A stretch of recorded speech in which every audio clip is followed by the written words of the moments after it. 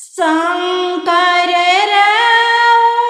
गलिया जी पापा शंकर रौरी दुआर हथिया है पिया सलहो पापा पोखरा दान खानवाय हथिया है पिया सले चाचा पोखरा दाखनवा शंकर हमारी गलिया हो बेटी शंकर हमारी दुआर हथिया है पिया सलहो बेटी पोखरा देवो खनवा हथिया है पिया पोखरा देवो खनवा काई उनु कर खाई लाए पापा काई रखल उधार कवन करन भलू छेकल हो पापा साजन तोहर दुआर कवन करनवा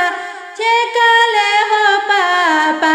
साजन तोहर दुआर पानवा उनु कर खैनी हो बेटी फुलावा रखनी उधार तोहरे करन भलू छेकल हो बेटी साजन हमर दुआर तोहरे करनवा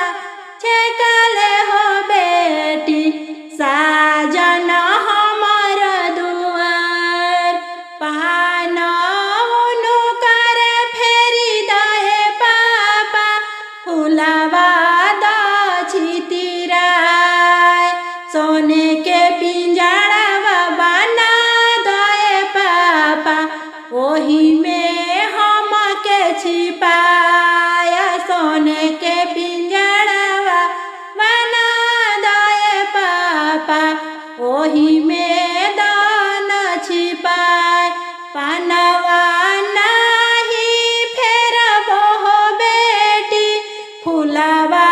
नहीं छितिराय पानवा नहीं फेर हो बेटी फुलवा नहीं छितिराय